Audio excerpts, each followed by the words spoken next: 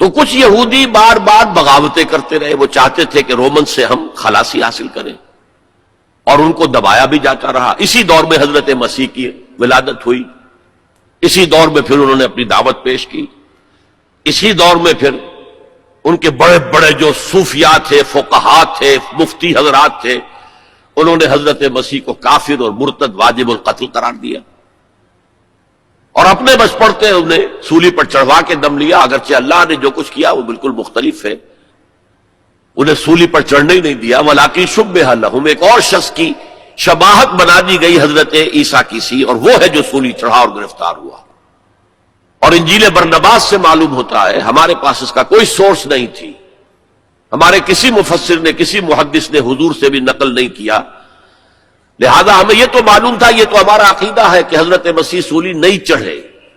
وہ قتل نہیں ہوئے، ما قتلوہ وما صلبوہ ولکن شبہ لہم، لیکن کیسے شبہ کیا، کس کو مشابہ بنایا، کون سولی چڑھا، ہمیں معلوم نہیں تھا۔ یہ تو پوپ کی لائبریری سے نکلی ہے انجیل برنباس، ایونجیلیم برنابے، اس نے واضح کیا ہے کہ جس حواری نے دھوکہ دیا تھا یا غداری کی تھی،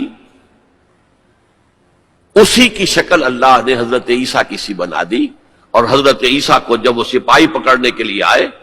تو جس کوٹھڑی میں وہ بیٹھے ہوئے تھے، باغ کے اندر وہ پوش تھے،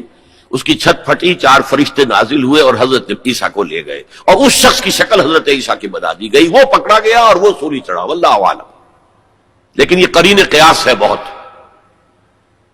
بہرحال اس کے بعد بھی ان کا زوال باقی رہا، انہوں نے حضرت عیسیٰ کو تو رد کر دیا، انہیں ولد الزنا قرار دیا، حضرت مریم پر تہمت لگائی، بہتان عظیمہ قرآن کہتا ہے، مریم پر بہتان عظیم۔ اس کے بعد سن 70 عیسوی میں، یعنی حضرت مسیح کے رفع سماوی کے تقریباً 40 برس بعد، پھر ان زیلوٹس نے، یہ جو بار بار بغاوت کرتے تھے یہودیوں میں سے، انہیں زیلوٹس کہا جاتا ہے، بڑے جوشیلے لوگ، انہوں نے ایک بڑی بغاوت کی۔ تو ایک جو جرنیل تھا رومن، ٹائٹس، تیتوس کہتے ہیں اسے عربی میں، تیتوس، توئے یہ توئے واو سین، ٹائٹس، اس نے پھر جو کرش کیا ہے اس ریبیلین کو، 1,33,000 یہودی ایک دن میں قتل کیے۔ Second temple again razed to the ground, کوئی اس کی ایک اینٹ بھی سلامت نہیں رہی، سوائے وہ ایک دیوار اس کی جو ہے باقی رہ گئی ہے، جسے یہ ویلنگ وال کہتے ہیں، اور وہاں جاتے ہیں اور ماتم کرتے ہیں اور روتے ہیں اور تورات پڑھتے ہیں، صرف وہ رہ گیا، باقی کچھ نہیں رہا۔ اور انہیں حکم دے دیا نکل جاؤ یہاں سے، فلسطین سے دفع ہو جاؤ، جہاں سینگ سمائے چلے جاؤ۔ یورپ میں چلے گئے، ایشیا کے ممالک میں چلے گئے، افریقہ کے ممالک میں چلے گئے، ایران میں آ گئے، ترکی میں آ گئے وغیرہ۔ یہاں سے ان کا ڈایاسپورا شروع ہوا کہ یہ اپنے وطن سے باہر نکال دیے گئے۔ ڈایاسپورا دور انتشار، یہ دور انتشار ان کا جاری رہا جاری رہا جاری رہا جاری رہا جاری رہا تقریباً 1900 برس تک یا 1850 برس تک۔ اس کے بعد ان کے اندر زائنسٹ موومنٹ کھڑی ہوئی جو سیکولر تھی، ان کا مذہب سے کوئی تعلق نہیں تھا، بیشتر بینکرز تھے۔ انہوں نے زائنزم کی تحریک کو منظم کیا۔ 1897 میں انہوں نے protocols of the world Zionism وہ پاس کیے،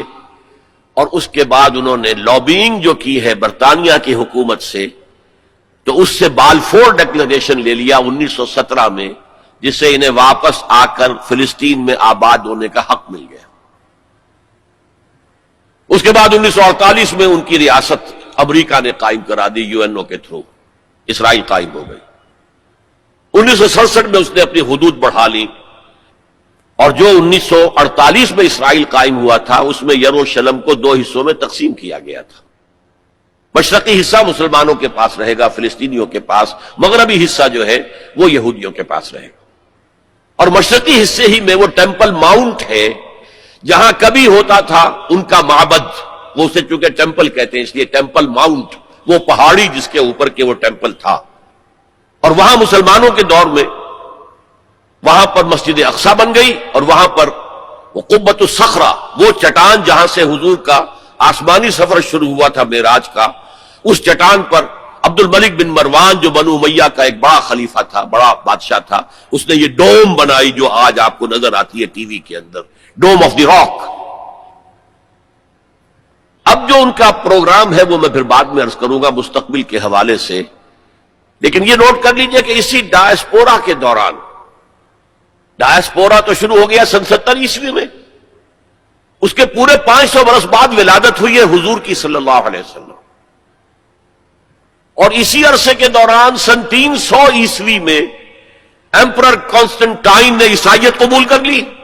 اور پورا جو ہے رومن امپائر عیسائی ہو گئی۔ تو حضور کے زمانے میں یروشلم پر قبضہ تھا عیسائیوں کا، ہیراکلیس ہرقل اس کی حکومت تھی،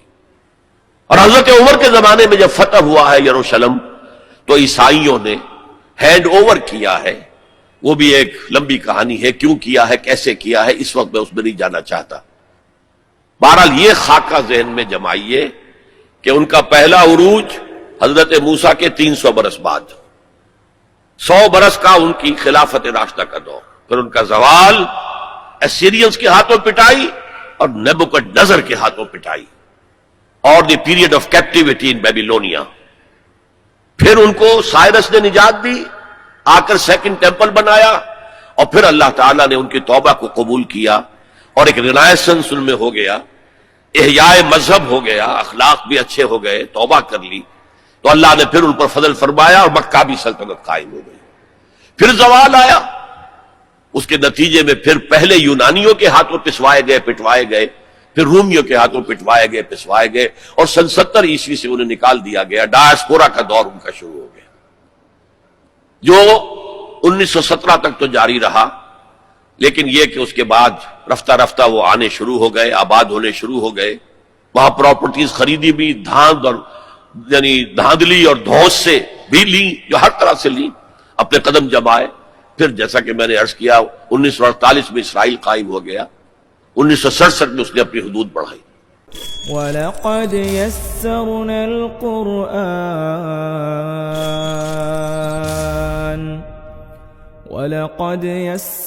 الْقُرْآنَ لِلذِّكْرِ فَهَلْ مِن